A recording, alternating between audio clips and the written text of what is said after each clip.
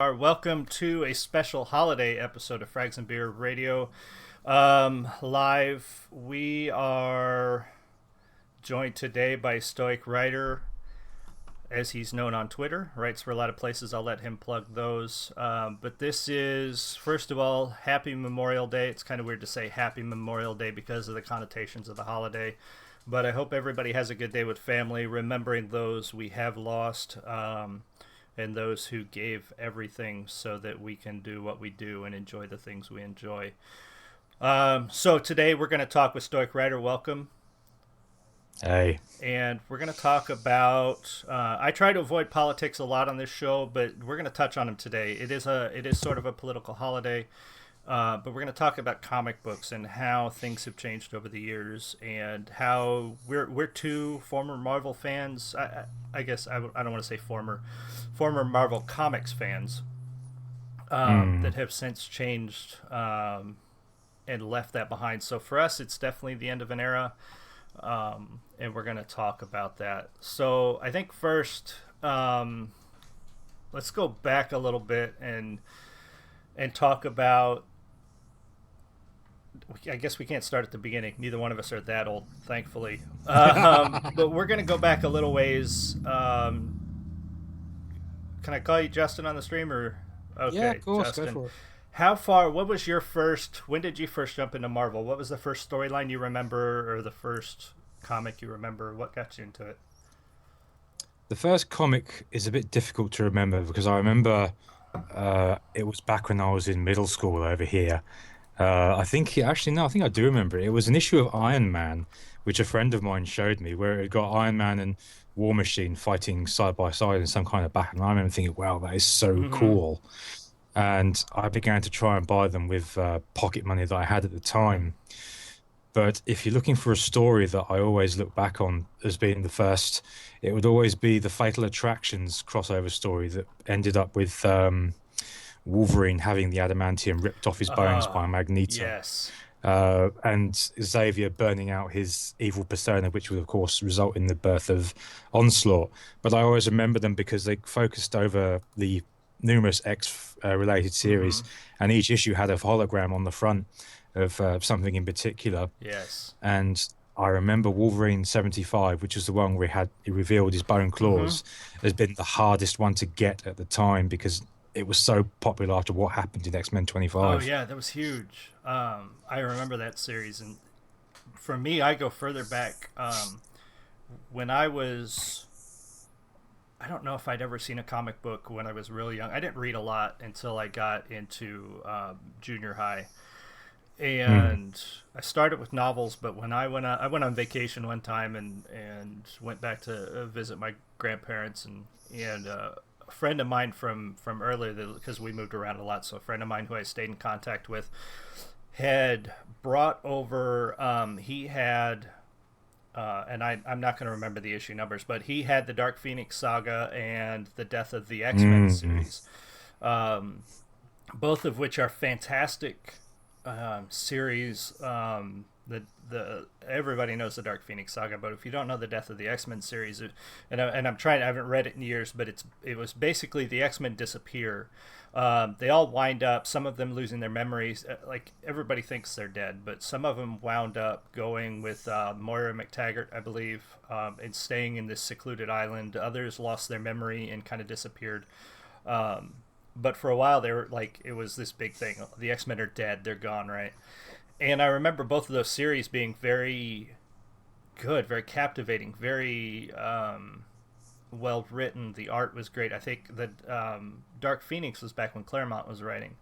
I can't Mm. remember if he was writing if he wrote that Death of the X Men series too, but the one thing that got me, and I didn't know this until years later, because it was so well done, that but it made sense to me at the time because I mean, I know it's hard to picture, but back when I was 14, I was a huge geek.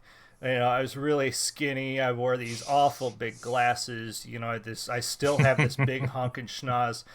So you know, in school, I was picked on and bullied, and you know, I was an outcast. I was one of those kids that only a few people wanted to hang out with. I couldn't hang out with the cool kids because I wasn't one of the cool kids. You know, and You're bringing back a few memories there, I Kevin. think probably bringing it back for a lot of people because we all went through that at one point or another. Even the people that were really the cool kids went through this in such a way because there's this hierarchy in school where these kids don't talk to these kids, and even though these kids down here think both of those kids are cool kids, they still have their own level of who gets picked on and who gets bullied and who gets this and who can hang out with that person and blah blah blah. Because school is like that. School, young adults, young children learning to socialize, that's what they do. They build this hierarchy because that's how the animal kingdom works. But so here I am feeling this way, and I'm reading this book that's about people who are hated by everybody, who are despised,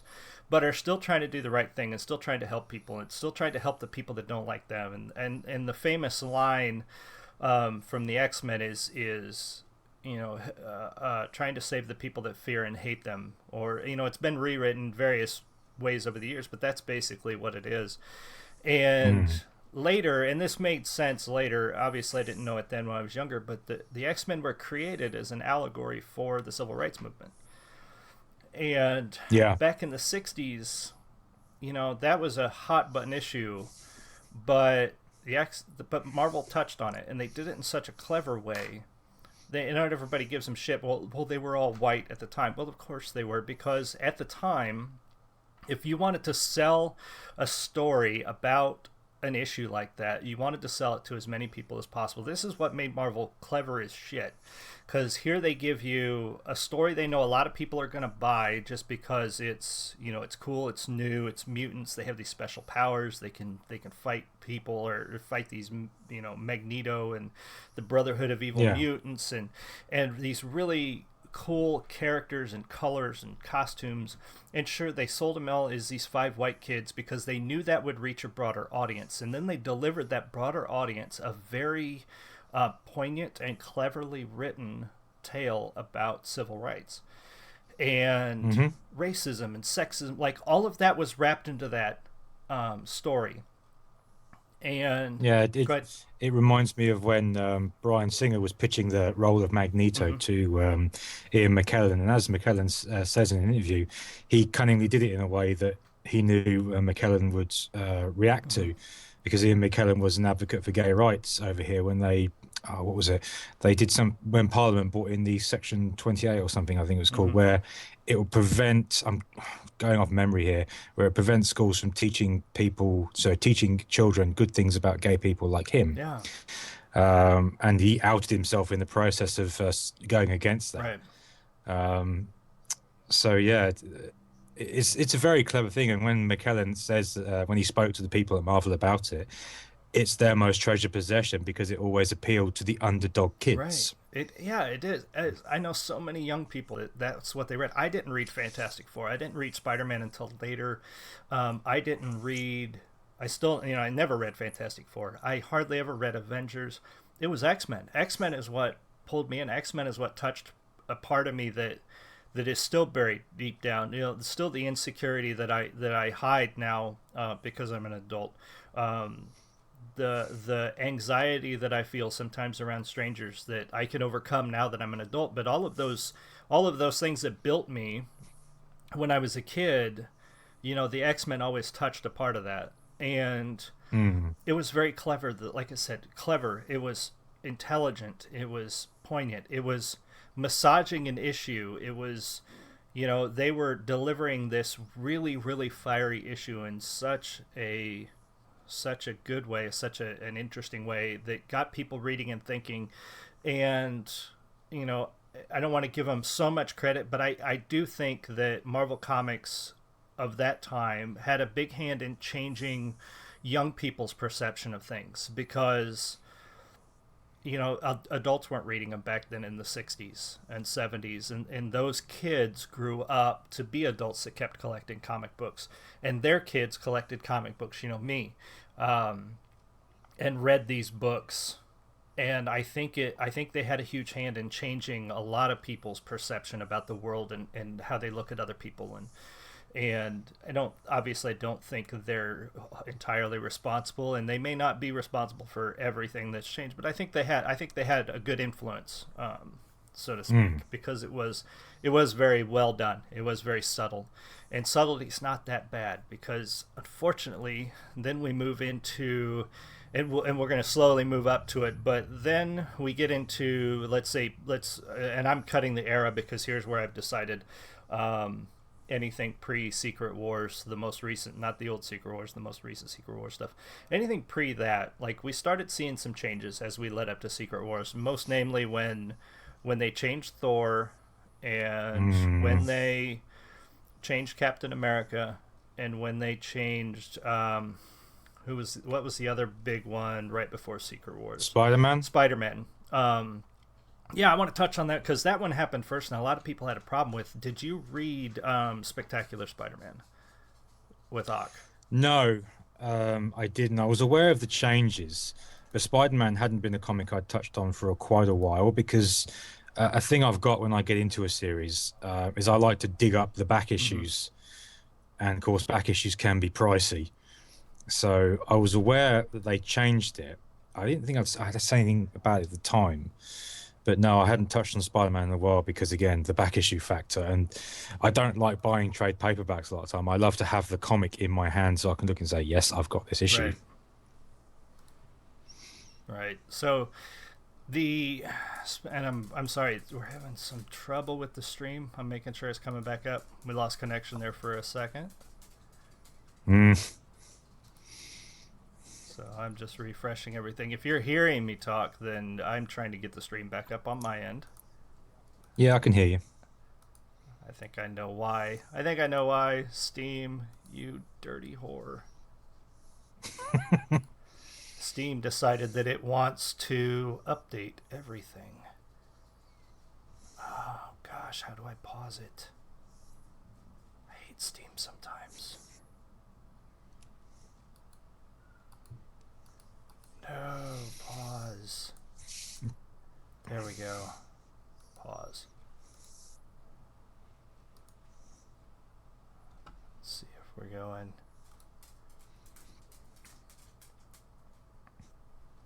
Give me 1 second here. There we go. Okay, guys, if you heard that, a little bit of technical difficulties, thank you, Steam. I think it was Steam anyway. Hit play again. All right, so yeah, you picked up Spectacular Spider-Man. Did you read it, the one with Doc Ock? No, I Okay, didn't. No, I'm sorry, I missed that's that one. okay. So basically, and I didn't have a huge, I didn't have a huge problem with the storyline, but I could see why some people did. Basically, Doc Ock found a way to transfer his consciousness into Peter Parker, and he thought he killed Peter and took over Peter's body because Doc Ock was dying. He's dying of cancer. He's in the hospital. He finally gets Peter to or Doc Ock or Spider-Man, Spider-Man to come visit him in the hospital, and transfers his consciousness into Spider-Man.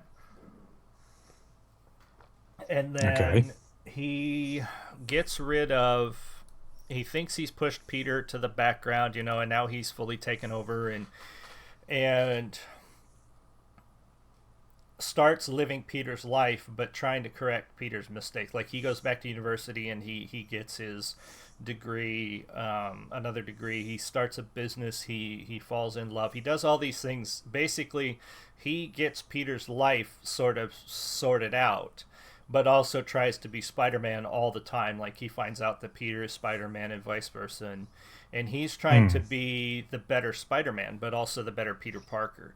And what I found very good about the series is it touched on how Ock was bullied as a kid. He finds out Peter was too.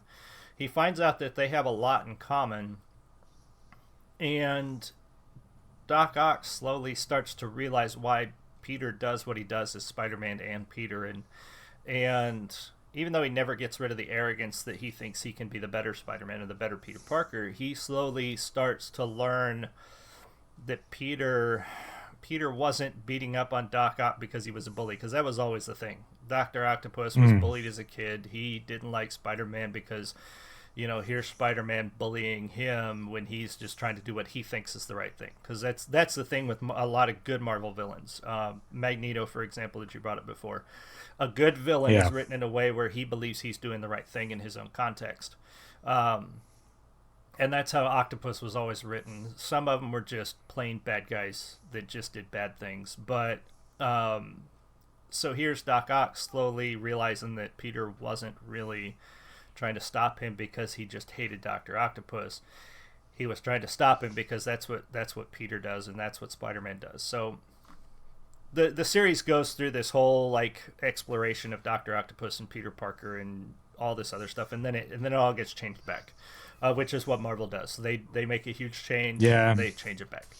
Yeah, it's just a common theme with them, Yeah, isn't it? and that's kind of where that's kind of where we're gonna end up. Is that's what I got fatigued with. So we move through Spectacular Spider-Man, then we get into changing, and I didn't and don't read Captain America, so this wasn't a huge change for me. I kind of sometimes touched on Thor. So did you read either of those before or after the change? I read Captain America on and off for a Mm-hmm. while, specifically the issue where he quote unquote Yeah. died.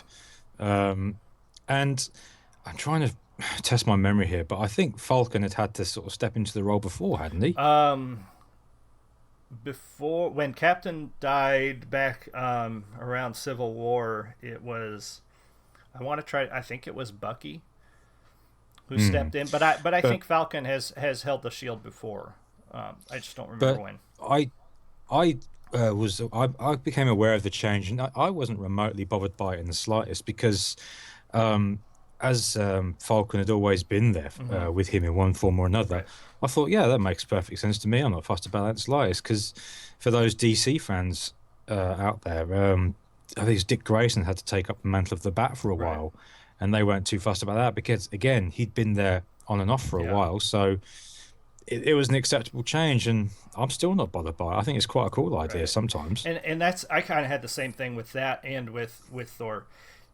For a like I knew why they did it, and my problem wasn't that they did it. My problem was why, and my other problem was that I knew it was going to be temporary, just like everything else. They did it to pander to diversity, and Yes. that's my problem. And a lot of people have, and I'm gonna say it flat out. That's why they did it, and a lot of people want that, and that drives me completely nuts because to me, doing what they did tells women and minorities who read comic books that it tells them that a new character that represents you is not going to sell. So what we're going to do is we're going to take an existing character who's already selling comics and we're going to change them to fit your vision of diversity. And Hmm.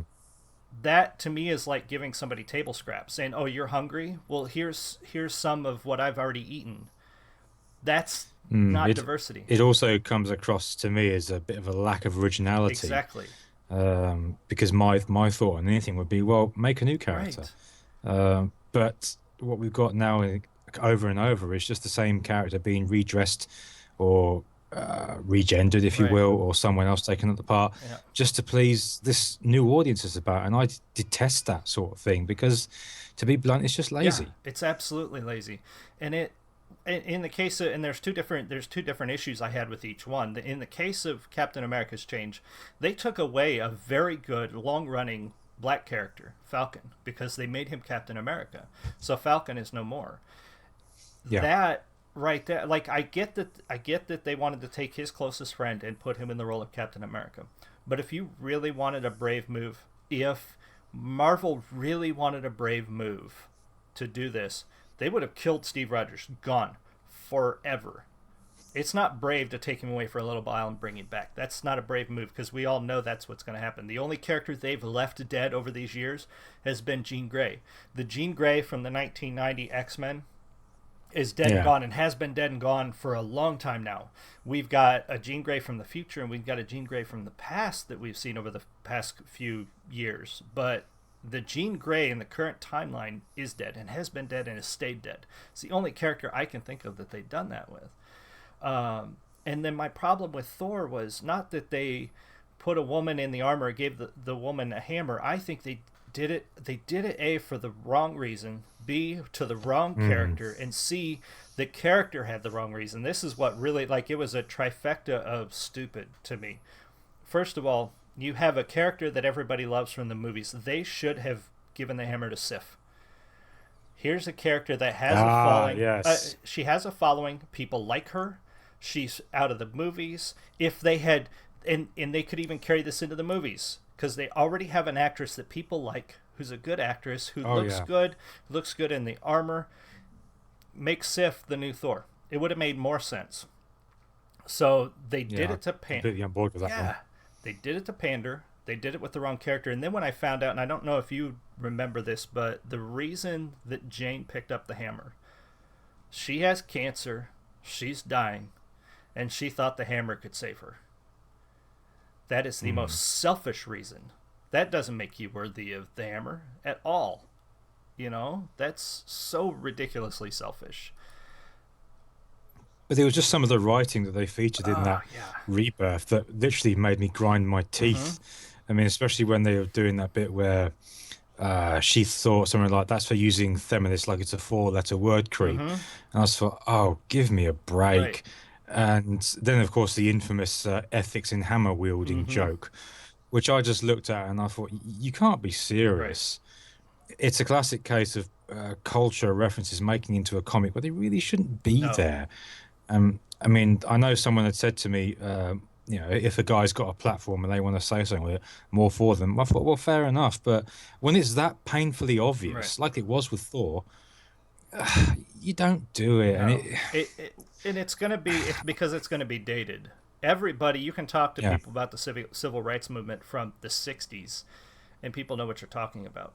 In 10 or mm, 15 years, people are going to mention Gamergate, and nobody's going to know what the fuck they're talking about. Half the people don't know what you're talking about now. So they're going to no, open that book 10 years from now and go, what the hell is ethics in hammer wielding? Doesn't make mm, any sense. It's not going to make sense probably in 5 years. Um, I'll bet it didn't make sense to half their readers now. It only made sense to see no. they were making a point to a very small group of people that agree with them, but then they were also turning away a very large group of people who already read the comics. Uh, Yeah, and the numbers do support that because mm-hmm. the first issue of Thor, I have the Go numbers ahead. here, sold just over 150,000 Mm-hmm. units. The current issue of the second series, which is now issue 8, this is from last month, I'll point out, I think it is, Yeah, has sold 52,000 units. Now that's a big that drop. is, and it's been what has it been 2 years since the release of the new Thor? Yeah, something Uh, like that. And the amusing part for me is that the sites that celebrated the female Thor launch, such as IGN and so mm, forth, they celebrated the launch, but none of them have taken on the topic of the dropping sales. yeah, None of and that's an unfortunate thing, and I covered that a while back because I do think it's and it's across the board the way it works with Marvel and solo issues. And here's people lament the inability to get a solo issue to sell with a female lead. But it's not just a female lead. If you look back over the years, Marvel has very few solo issue characters that have been successful carrying their own book if they weren't mm, established like back in the silver age or not the bronze age or early silver age.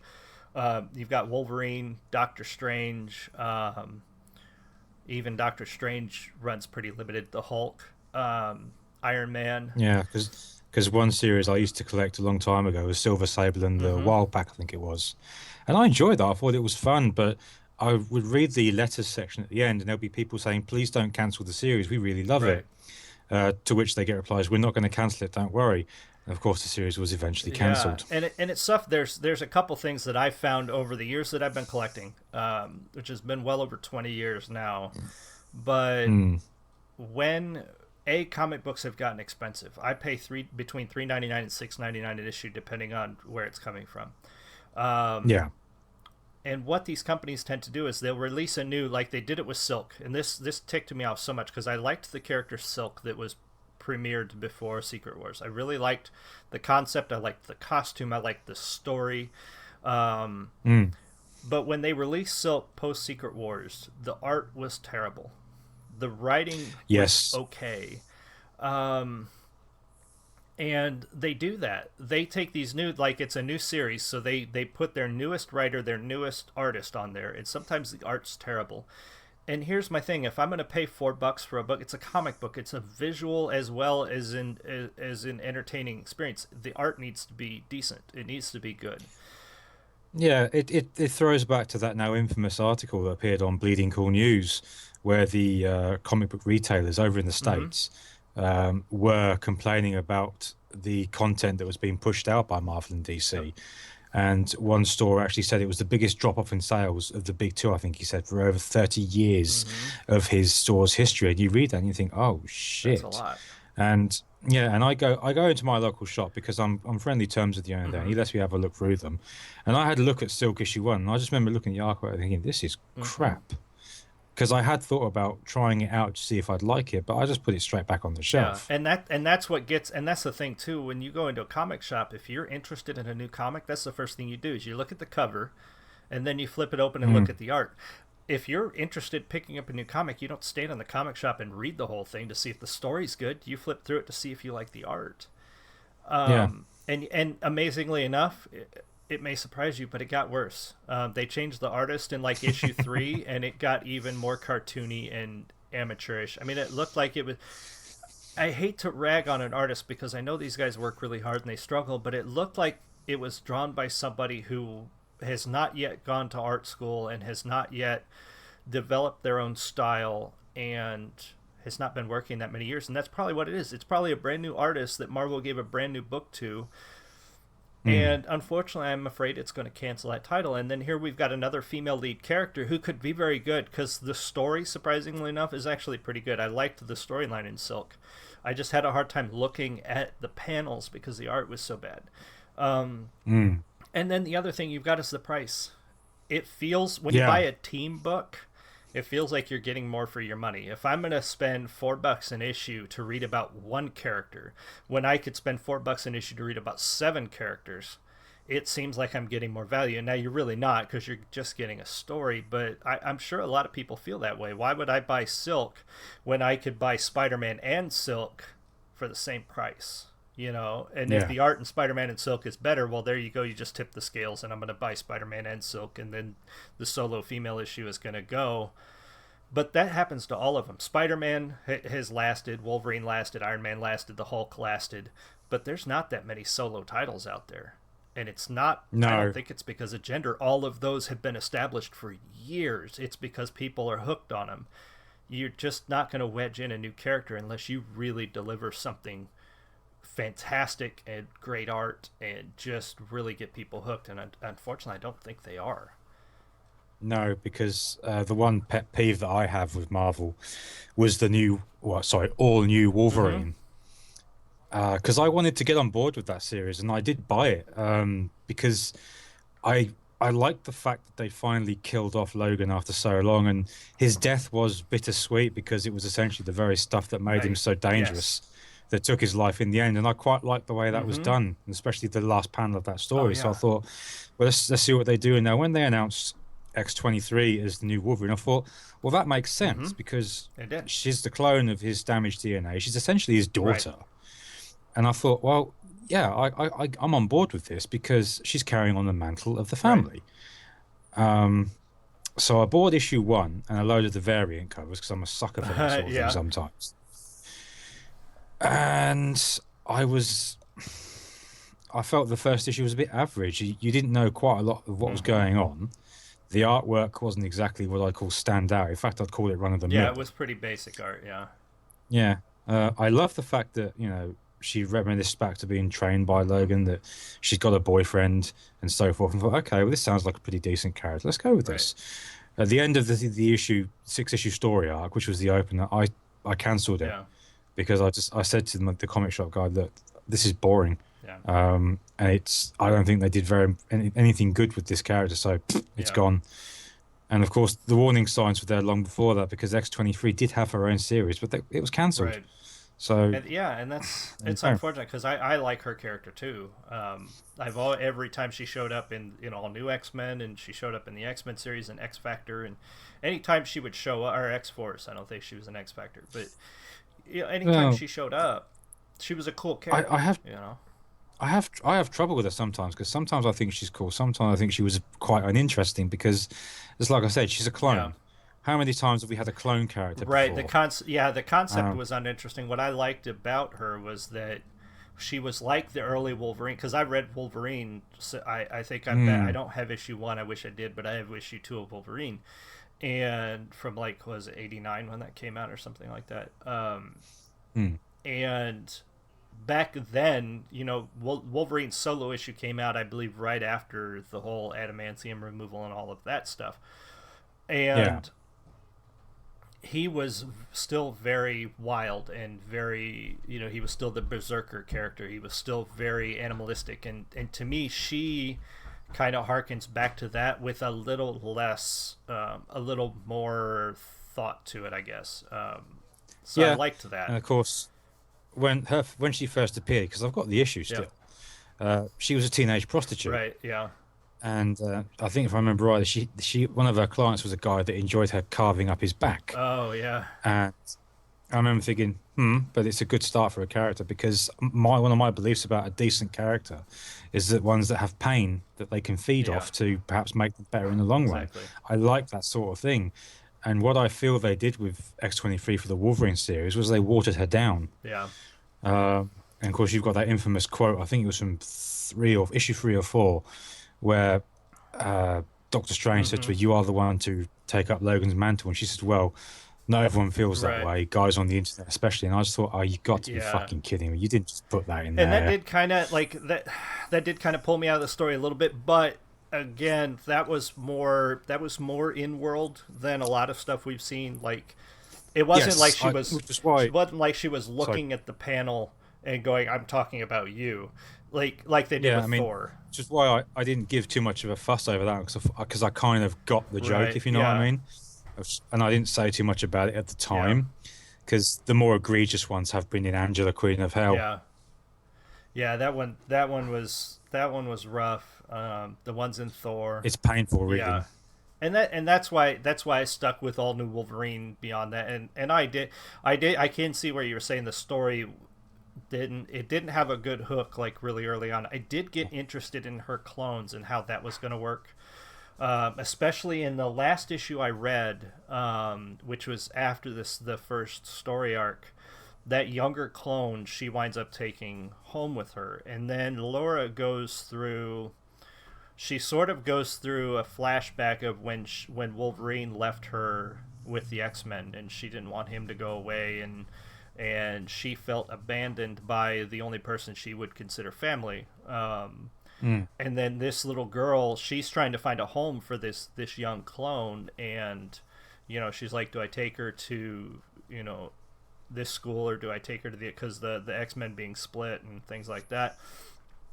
And the little girl's like, don't leave me. I want to stay here. And after this, actually a really funny adventure with Squirrel Girl, she comes back and says, no, you're staying with me. Basically, she has this experience and realizes that she is about to do the same thing Logan did to her, and she doesn't want to do Yeah. that. And that was what was funny, because I opened it and saw that Squirrel Girl was going to be in this issue. I'm like, what is going? Because everybody's pretty upset with the art in the current run of Squirrel Girl, and surprisingly enough, she's more well drawn and more well done. Excuse me, in Yes. the Wolverine issue than she is in her own book.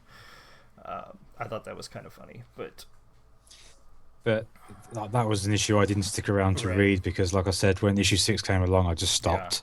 but I Again, when it goes to the sales of that series, issue 1 was just shy of 120,000 units, which in part, I suppose, was down to the amount of variant covers yeah, out. And issue 7 sold 38,000 units. wow, that might have been the one I Yeah. saw the huge drop in. Yeah, and that's unfortunate, but I think that's a symptom of what we're seeing and what we're building up to, as we go through this. Now, Secret Wars was hit or miss.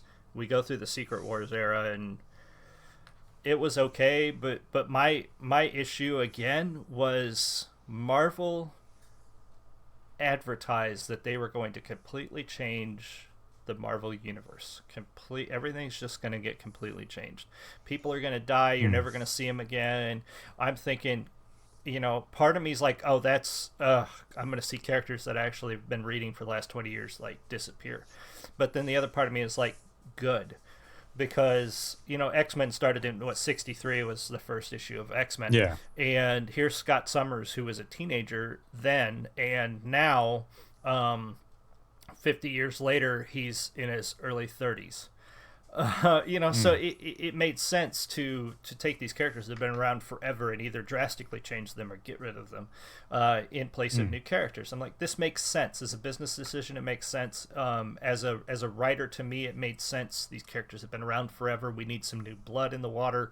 Let's get some new, fresh stories, because we've got new young people coming into comics that are reading about characters that have been around forever, and they tried this with the Ultimate line. I read Ultimate X-Men and the Ultimates, back when those came out, and I thought they were very good books. Um, and they made sense, but they failed ultimately because they still didn't quite. They should have gotten rid of the old stuff, like, because you're keeping around the old readers who are really your bread and butter. The people who have been collecting forever are the people that are going to keep collecting, and the people who are just coming Mm. in, they're going to find new stuff if you don't just hook them like right away. So Secret Wars, I think Secret Wars dropped the ball, because now after Secret Wars, everything is back the way it was. Like, the only character that's gone is Reed, and we know he's not dead, and Scott Summers. And I wouldn't be surprised. I mean, we got the one from the past, but I wouldn't be surprised if he doesn't come back. The original Scott Summers, Yeah. So Secret Wars is kind of blah, but now we've got, um, crap going on with Captain America. Mm. Yeah. Hail Hydra. Right. I mean, I wasn't surprised that they made Steve Young again. I knew that was going to happen. But I'm like, what are they going to do with two Captain Americas running around? And I guess now we know, right? Captain America Yeah. has always been, so they're saying, Hydra agent. All these years, 75 years of Captain America. Nah. I, I can't get behind that in the slightest because the amount of stories that could be Mm-hmm. contradicted by him doing that. Yeah. Nah, I can't do it. I just can't believe that that's a decent change that they're going to try and make with Right. him. I know Stan Lee's got behind the change, but no, it's not the Cap that I Mm-hmm. know. I mean, even in the comics or in the films where he's so brilliantly portrayed by Chris Oh Evans, yeah. especially in The Winter Soldier, Yeah. Absolutely. I can't do it. I can't get behind this one. I fail to see where this will lead, that it could be any good. And do you think it? And a lot of people saying, "Oh, just wait, it'll be temporary," and I believe so too. I think in a year, 6 months, we'll find out he's Yeah, a double, triple, quadruple agent. He was just messing with Hydra or something like. But well, it fits the whole Marvel trend, do it, doesn't it? right, Where they either change a character or kill them off, only to bring them back a few issues later on. right, Uh, what was it? There was one that, yeah, there was. I think it was when they did the Marvel Knights version of Daredevil, where they apparently killed off Mysterio, mm-hmm, only to have him come back a lot longer down the line in Spider-Man, I think it was. mm-hmm, And of course, the obvious one, when Wolverine had his adamantium ripped out of him, he got it back yeah, eventually, because he's not the character without it. right, So it's very difficult to look at these sort of stories in Marvel particular mm-hmm, and have any real stock in them because you know something's going to come around the corner where they'll change it back to what it was because the fans will get pissed off at them for right, it. Or again, another example, perhaps a bit more off mark, is when they killed Optimus Prime in the Transformers mm-hmm, movie back in the 80s. yep, The amount of fans that were so livid about it over in the States. By the time it made it over here to the UK, there was a line added to the end of the movie where it said, "And the greatest hero of them all, Optimus Prime, will return." right, yeah. It's so Yeah. you can't. So there's no sense of what's the word I'm looking for? Dread. There's no sense of apprehension when you read a story about a character, especially from Marvel. No. Oh, Scott Summers is dead. Oh well, we'll see him again in a year. Like, Yeah. there's no sense of we're gonna lose this guy, or this guy's gonna go away. It's the same problem we have with movie sequels, and Yeah. trilogies. If we know another movie's coming and you kill off a big character in a movie, we have no sense of, we don't care because we know you need them for the next movie. So they're gonna show up. Or we didn't see a body, so they survived or whatever.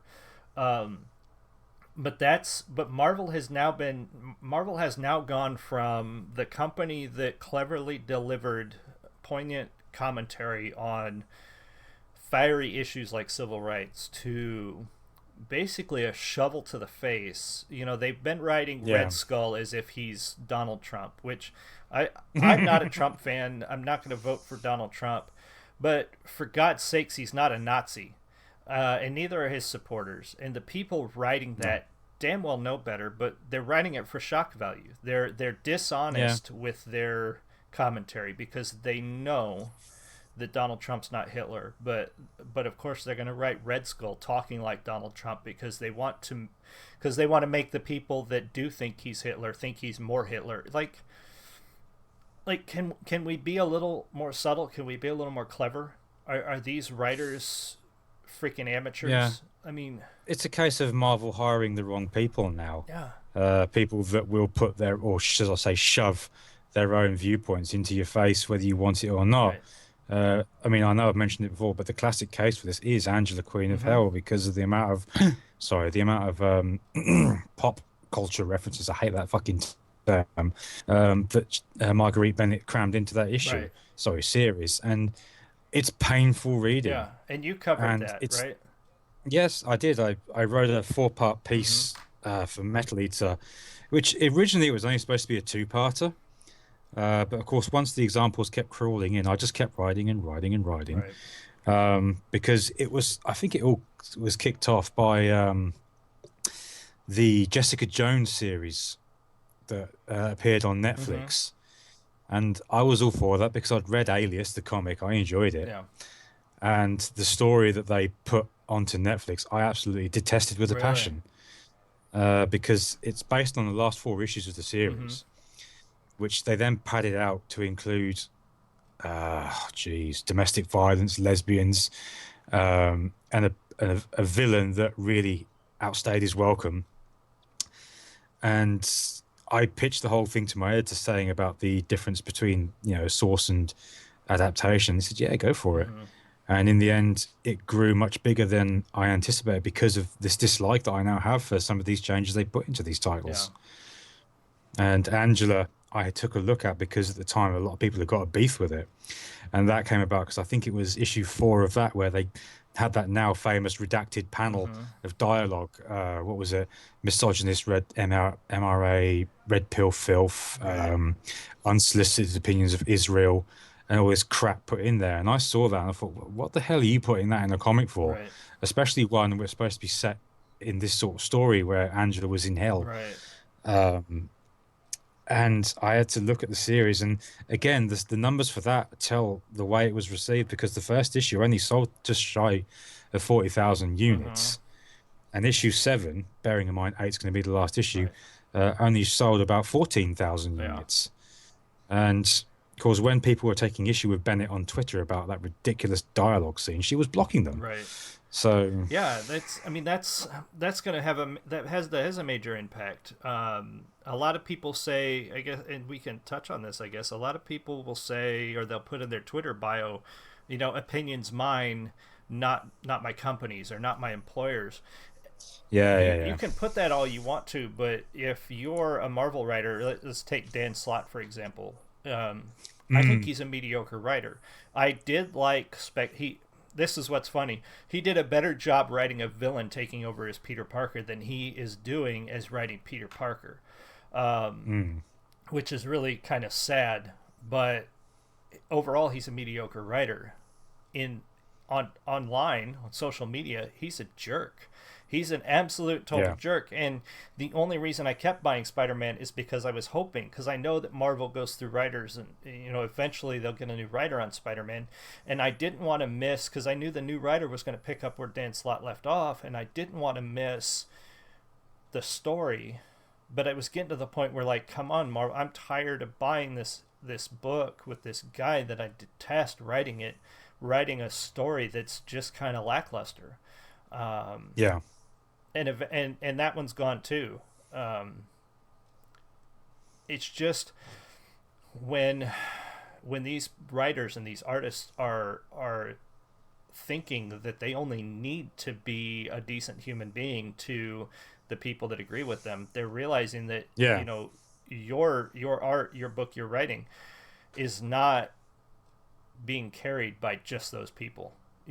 That's kind of the thing that Marvel seems to be missing the point on. There used to be a time where anybody, and this is funny because this kind of goes back to right after Civil War came out. I think it was Salon or Slate, one of those two pieces of garbage, put out an article that said what happened to Captain America. He used to be a liberal patriot icon, and they made him Mm. into a libertarian. And this is kind of funny because there used to be a time where anybody could pick up Captain America, and because of the way he was written, he appealed to everybody. He was not, to me, he was very apolitical. He was very much for the people. He was very much for basic American values. He was a patriot, but I would never peg him as a conservative or a libertarian or a liberal. To me, he was not any one of those things. But it Mm. shows that that writer who wrote that piece of garbage article read Captain America and saw liberal values in him. And a conservative might read Captain America and see conservative values in him. I'm very independent, and Yeah. I read Captain America and I saw everything in him. I saw a man that was for people, and for individual liberty and those sorts of things. So Yeah. that was the way, but that's a very good example of how clever the writers were for Captain America. And now it has become this well, if you believe this way, you're evil, and if you don't toe the line to our very narrow set of political values that we've now given the Captain America series, you're wrong. And to Yeah. the extent where they've said, if you don't like it, don't buy the comic, which that's not how you sell comics, guys. I'm sorry to No, say. but but it also goes down to this whole thing of if you criticize a female character, you're a Right. sexist. I detest that kind of Mm-hmm. logic entirely because obviously one of the talking points at the moment is the new Ghostbusters Mm-hmm. film and the amount of shit that trailer's taken. But of course, it's trying to be written off as sexist abuse when it's not. It's people looking at this and going, "What is this Right. shit?" And again, the numbers don't lie, especially with the dislike Oh ratio. yeah. Although it is possible to point out, and I say possible, that there are people just getting that number up just to be arseholes on the internet, which is a Oh perfectly yeah. believable thing. But when you look at the numbers for some of these comics and how much they've dropped, sorry, they don't. The numbers do not lie. Not This money. content is Yeah, crap. not money. You can take comments and votes and upvotes and downvotes and everything, and you can call that brigading and whatnot. But people Yeah. don't, and we're gonna get to this point. But people don't stop buying something they've been collecting for a long time just on a whim, and people don't buy books like they might buy one or two. Like I think that Mm. drove the sale of Thor 1, for example, because a lot of people buy number one issues no matter what they are, especially when they're controversial. But they Yeah. don't buy issue 2 and they don't buy into it regularly because all they're doing is buying that to add it to their collection. They're like, oh, this one's being talked about 10 years down the road. People are like, oh, did you have Thor number 1? Like that was in the news and it was so crazy. And they're like, yeah, it's in my collection, but I never read it. Yeah. But yeah, the numbers don't lie. People don't just drop a book they've been buying forever on a whim. Like I stuck with Spider-Man, even though Dan Slott wrote it. I stuck with it for I don't know how many. I'd have to look, but I want to say there's been 30 issues, I think, because it's a every 2 week book, and it's not something that's just easy for people to drop. No. Um, so they're using Marvel has decided that there's only one type of politics that's okay.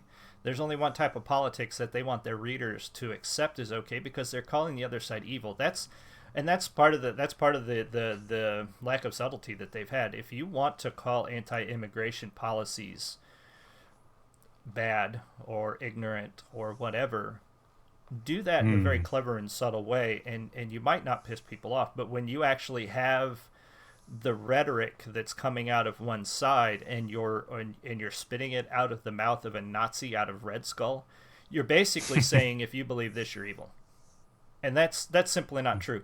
People who believe that immigration should be um, more of a thought out issue, they're not evil.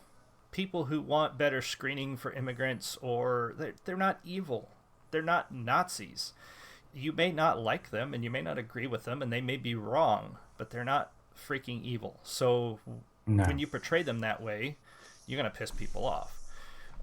Yeah. And in my case, you're going to piss people off that might somewhat agree with you. Like, I'm not anti-immigrant, and I'm not really pro open borders either. But when you portray one side of the political spectrum as Nazis, I'm against you. That's pretty much how I Yeah. am.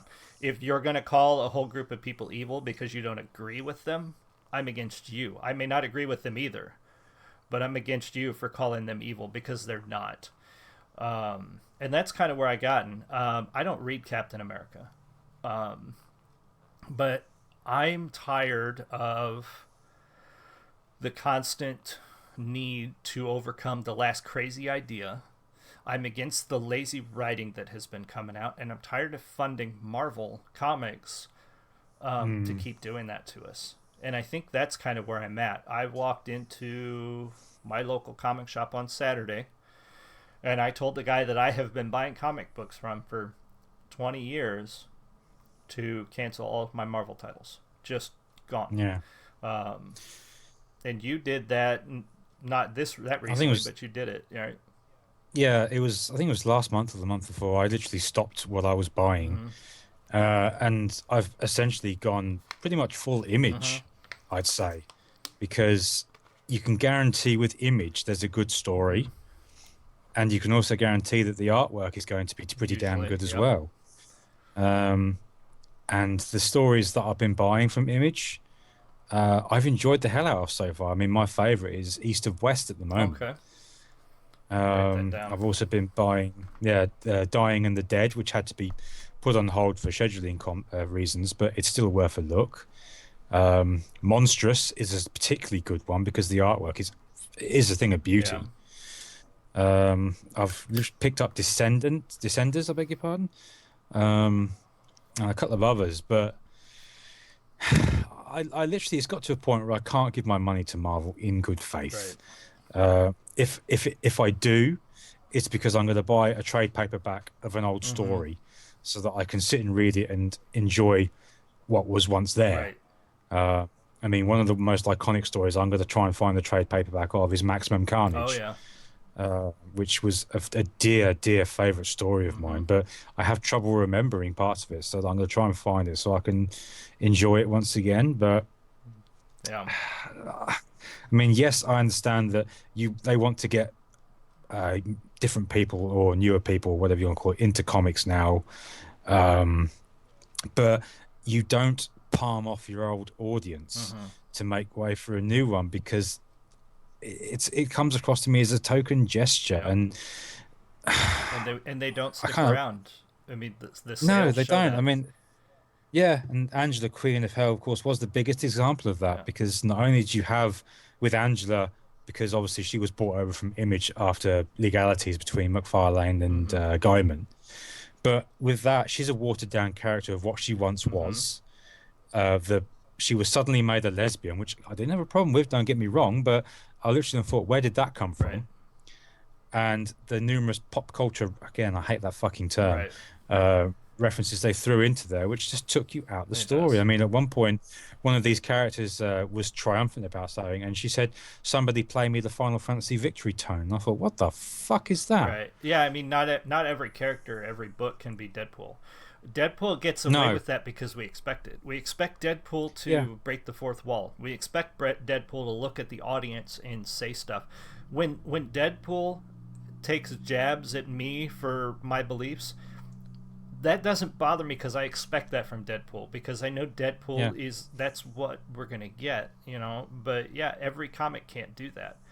Um, No, of course, Deadpool, obviously, they found a way to make it work, partly on the fact that the character is right. insane.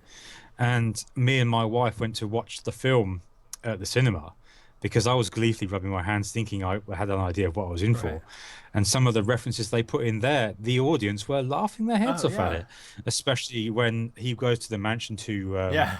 get the two X-Men that he's seen, and he sort of wanders off going, "It's strange that I only see two of you. It's like the studio couldn't afford the rest of you," or something. Right. And I was like, brilliant, Yeah. absolutely They brilliant. did a great And job of with it. course, yeah, and of course, even the after credit Yep. sequence was really, really hilarious, where he poked fun at the other Marvel Mm-hmm. films.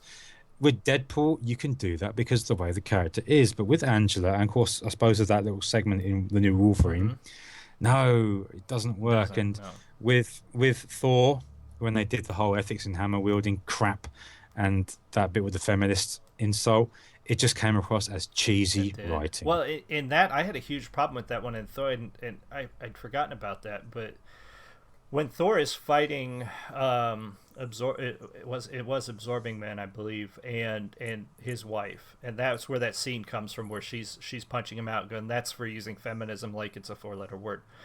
That was kind of, but the part that really pissed me off is when she gave his wife a girl power pass for being a woman, Yeah, and yeah. I'm not going to take you out this time because you're a woman. No, she's still Thor. Like, if you're going to make Thor a woman, she's still Thor.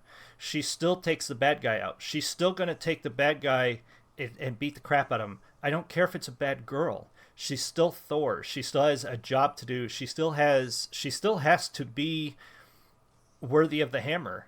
And I Mm, don't think you're worthy of the hammer if you're going to let a villain go because she's got boobs. You're mm, still Thor. You still got a job to do, right? And so when they wrote that scene, I'm like, that's pandering. That's the definition yeah. of pandering. You're pandering to one part of your audience, and you're taking away what makes that character to do it, Mm. which is unfortunate. Whenever they and I don't it when they do it with any character, that drives me absolutely nuts, because you have a job to do as a writer to deliver the character the way the character is designed. If you don't want to deliver that character, don't. That's my biggest issue with the way they're doing Superman in the movies. The people writing that don't like Yeah. Superman. They just don't like him, so they're writing him differently. If you want to write a different character, make up your own damn character, or deliver Superman the way he is designed, because that's what people expect. But it's also worth pointing out that with the way some of these people that are in the comics industry now view their characters as superheroes, the regular audience really Mm-mm. don't. A case example was that Faith, the I'm not going to say plus size because I hate that term, but fat Mm-hmm. superhero that Valiant did.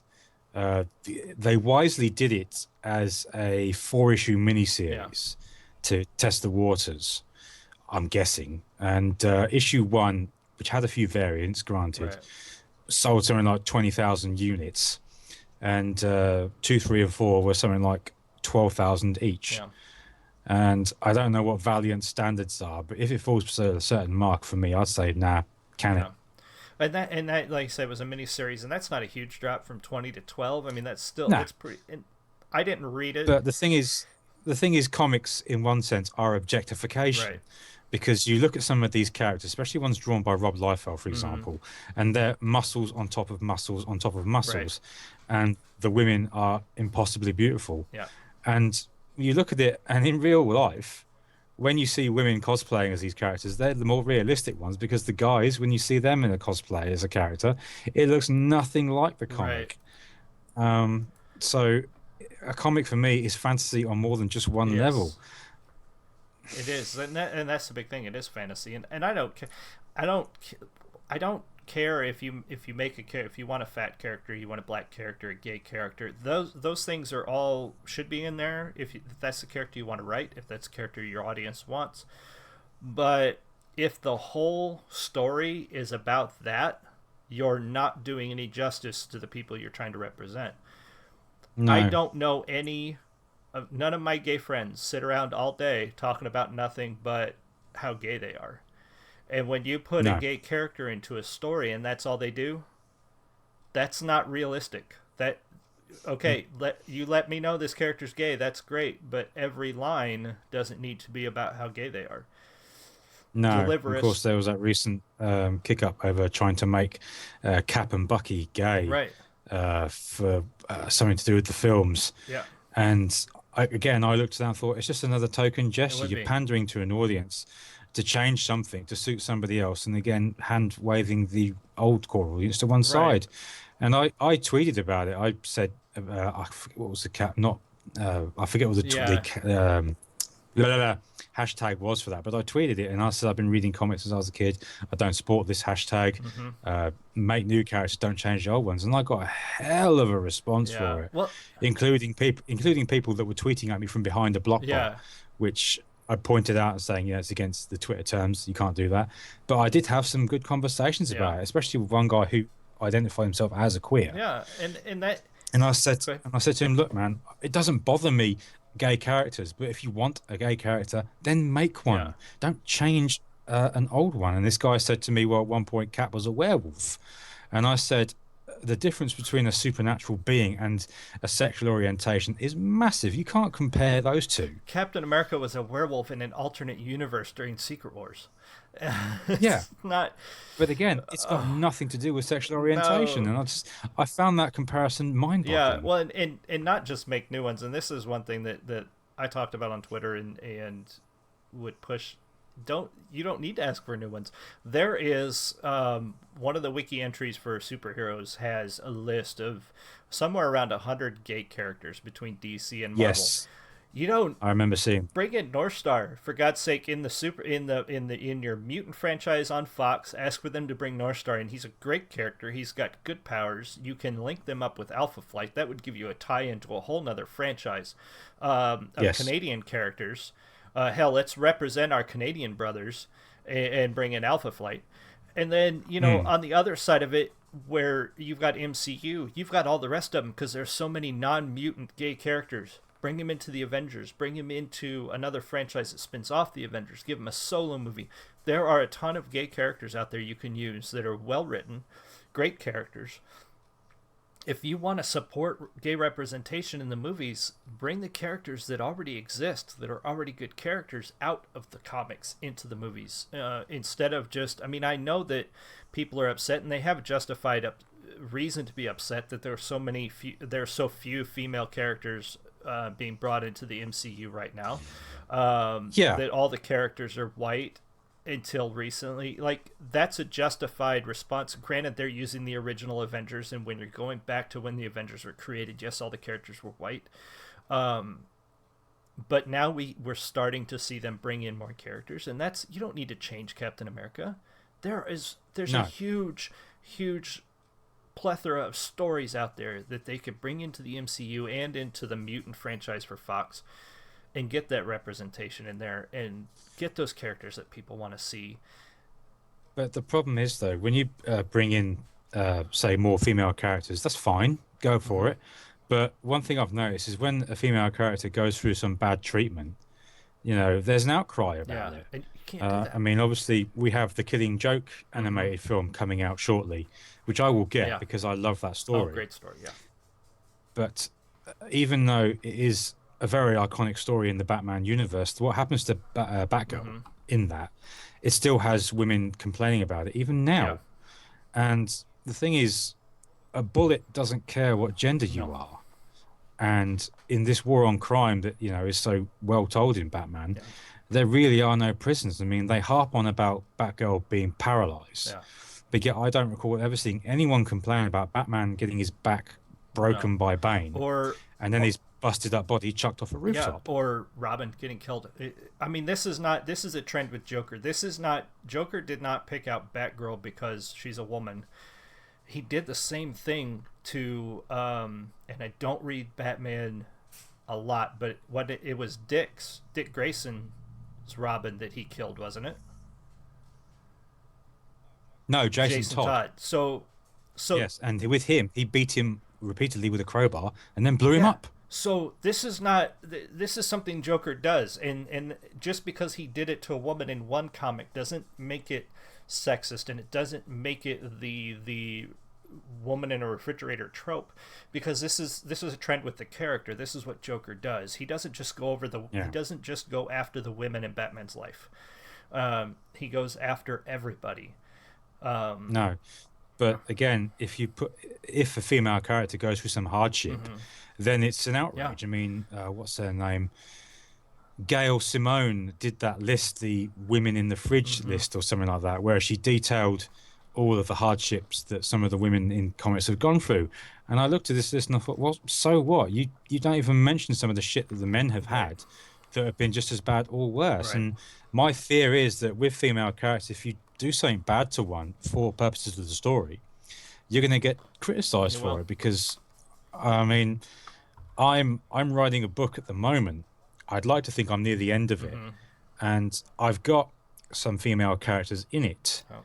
and I didn't want to put women in it at first because I thought if should I ever get this thing out, which I know I'm sounding a little big-headed here, but if I get this Mm-hmm. thing out and people don't like the way I've written these women characters, they'll slaughter me Yeah. for it. And I thought to myself for a minute, can I be asked to deal with that kind of Right. shit? But then after some general thought, I thought, you know what, I'm putting him in. This is the way I'm going to write Yeah. him. If you don't like it, don't fucking read Yeah. it. I'm going through the same fear, and they have created this environment of Yeah. fear. I mean, look at what they did over. I don't know if you followed anything that happened with the show The 100. Um, The lesbian character that got they killed. killed off a lesbian character, which caused some outrage. Not because they killed off a character, just because like everybody gets that you kill off a character people like. I mean, if they kill off Daryl Dixon from The Walking Dead, people are going to set shit on fire. When you kill off a character people like, there's obviously outrage, but a lot of the outrage wasn't that they killed a character people like, it was that they killed a gay character. And unfortunately, if you want to create a special status of untouchable characters just because of their gender or their orientation, what you're going to wind up with Yeah. is writers who won't put those characters in there because they don't want the backlash from that kind of treatment. And we are getting there. Yeah. We're getting there in comics, unfortunately, because we went from comics of the past, which obviously had their issues. They were all male staff, all male writers. Most of the books were all male characters. When they bring in female characters, sometimes it was just for something to look at. Sometimes it was just to give the male characters something to do.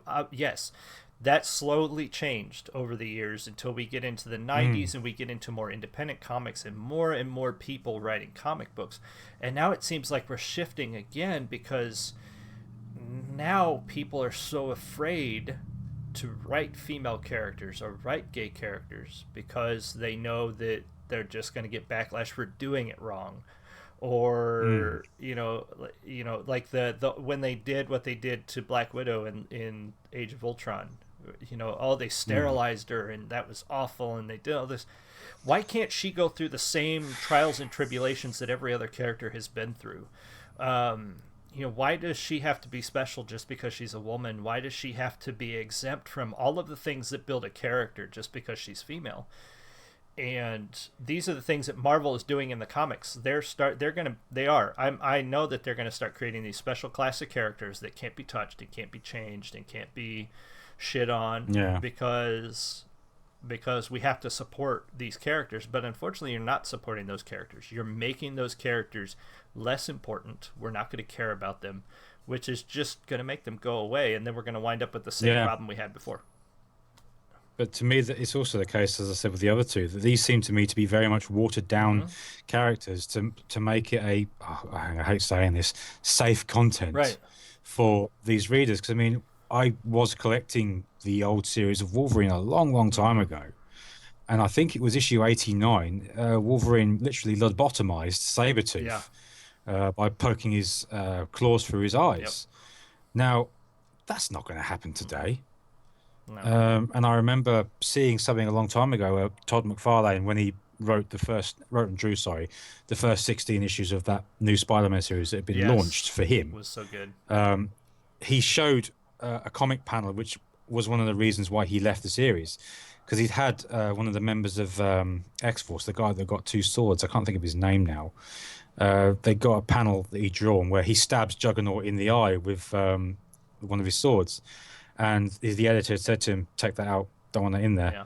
And it was after that that made him leave. And Yeah, because you can't do that to a story. Again, the comics are a fantasy. These things yeah. may be outrageous, but that's what comics Yeah, and are. that's why I'll be shifting to Image and Dark Horse, and because even though Marvel got out from under the umbrella of the CCA, the Comics Code, Mm, they're still sticking to the Comics Code a lot, and it's unfortunate because there's so much you can do with a comic book and still be PG-13, so to speak. As far as comic book ratings go. yeah. But they're so afraid to do it now because you have to have safe content. You can't have things that trigger people. And unfortunately, when you get into art, when you get into writing stories, they should affect you. The only Mm, way, like back to the Killing Joke. The Killing Joke yes. should cause an emotional response. The Killing Joke should Mm, cause repulsion. It should make you think the Joker is just so terrible. It should make you uncomfortable. It is supposed to make you think. That's the point. yeah. If art doesn't make you think, if art doesn't cause an emotional response, it's not art. That's the definition of art, is something that causes an emotional response to the viewer. It's a bottle of water is not art, no matter how much you call it that, because it's just a bottle of water. But when you have a comic panel that makes you stop and makes your stomach turn a little bit and makes you go, "Oh my God, Yeah. this is awful," that's art because it caused an Yeah. emotional response. And Well, one that did that to me when I read it was the series The Crossed, which was by Garth yeah, Ennis. he's good. And yeah, and of course, for those who don't know, the series revolved around a virus outbreak Mm, where it would those it would affected would have this sort of red cross like rash appear on their face, and it would make them act out their deepest, darkest fantasies, if you will. And they were disgustingly, horribly mm, violent. And there was a scene where they catch up with this family of a man, woman, and child, and the man and the woman, they're gutted and raped, and the child is pulled apart with their bare hands.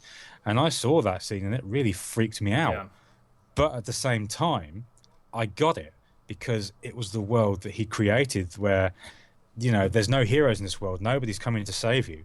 And these people are beyond deranged. They right. are beyond any kind of help. Mm-hmm. And there's also a panel further on where they find some children, some Yeah. younguns, and they know that they can't take these children with them Mm-hmm. because they won't last on the road. And they know that they can't leave these children to their own devices because they'll be Yeah. killed. So they wait till these kids are asleep and they shoot them. Yeah.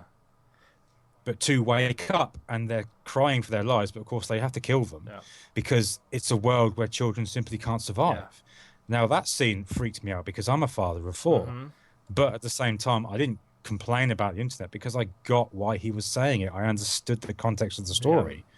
But you nowadays, I don't think those sorts of stories would exist in the likes of Marvel or even No, DC. they couldn't. Especially it's not DC with the continuity that they've got. No, Um, I'm afraid it wouldn't. so Yeah. which no, which is why I have the firm belief now that the best ways to go are the smaller Mm-hmm. companies because that's where the stories can be told in the way they Yeah, are. and that's where you'll get, like, I know I won't get long runs out of, like, for instance, I pick up Tokyo Ghost now from Image.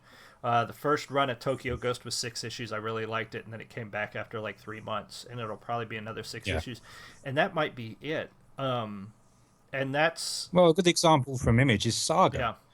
yeah, Because it touches on numerous issues such as perhaps race and mixed race mm-hmm. relationships, but it doesn't do it where it rams it in your Yeah, face. It just tells the story.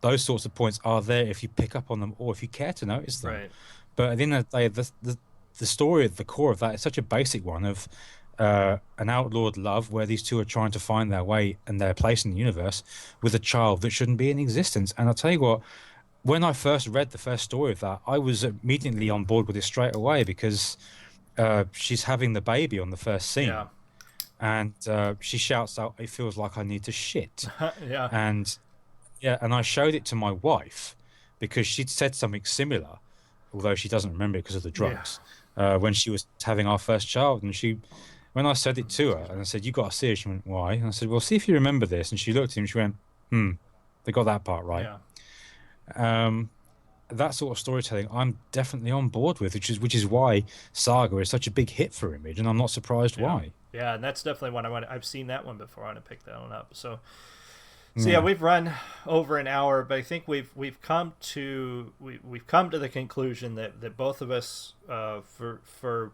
very similar reasons, are done. Oh, I'm sorry. There was one other thing I did want to ask, and we got sidetracked. And Go this on. is something important because of how political Marvel has gotten.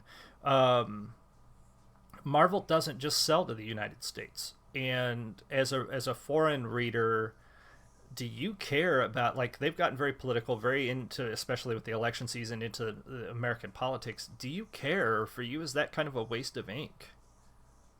Waste of ink. I am not interested in politics of any kind in a story. I just want a good Yeah. story. Um, I mean, I know this, the presidential elections over in the US are something of a circus show at the Mm-hmm. moment, and it certainly looks like you're going to have Trump as a president. Probably. And if you do, believe me, you'll be in my thoughts because God knows what he will do Yeah. when he gets in office. I mean, I joked with my wife that if he gets in, I'll be sitting out in the garden watching the nukes fly overhead. Yeah. Um, but I don't want to know. Yeah. I mean,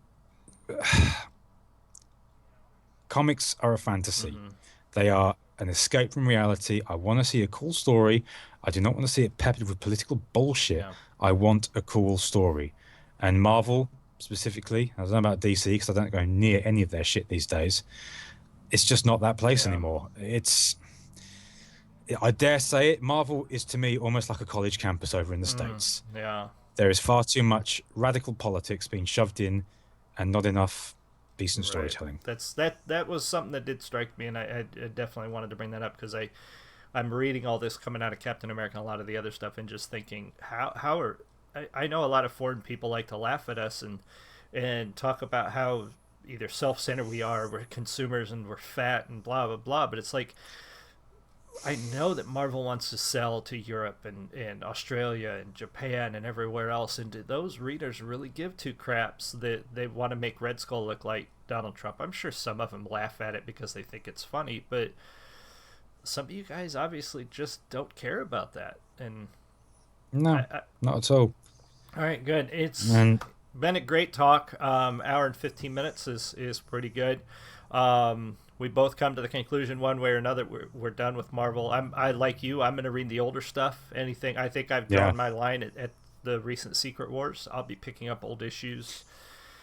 well, I'm meeting up with a friend this Saturday, hopefully, and I know he's collected a lot of the old Punisher Oh, stuff nice. before the Marvel Knights, and I'm going to see if he'll sell because I want that Yeah, stuff. yeah. Anything old like that, I'll still be picking, and I'll be with the movies until they screw those up too, because they're just damn good. But they harken back to a time when Marvel was delivered good stories. So as long as they're Hmm. good, I'll keep watching. But yeah, I'm done, man, and it sucks. That hurts a lot because Marvel's been a huge part of my life for over 20 years, and I Yeah, just turned 40, so over half my life I've been reading and collecting Marvel comics, and I just walked away. So it's definitely a big decision on my part, and it definitely is impactful. It may seem silly to be emotionally invested in comic books, something like a comic book, but I mean, these are stories we grew up with and things that we related to, yeah. and now they just don't relate to me anymore, and that's unfortunate because I think they used to Mm. relate to everybody. Um, so yeah, thank you for joining me. Where Thank are you you. writing now? Go ahead and give us the rundown. Where can we find your stuff? Well, you see me writing about games and perhaps films for Metal Eater, and I will also be writing about and reviewing comics for Digifira, which is a new website. Awesome. Um, come see my work. Awesome. We'll put links at the bottom of the video. Be sure to come back tomorrow night for our regular episode where we'll be talking about X-Men Apocalypse. There will be spoilers, but we'll keep those toward the last half of the show. So yeah, you guys all have a great holiday, and for you guys outside the United States, have a fantastic Monday. Or let's see, it's not Tuesday for anybody yet. I suck with time zones. So thanks for joining me, and you guys have a great day.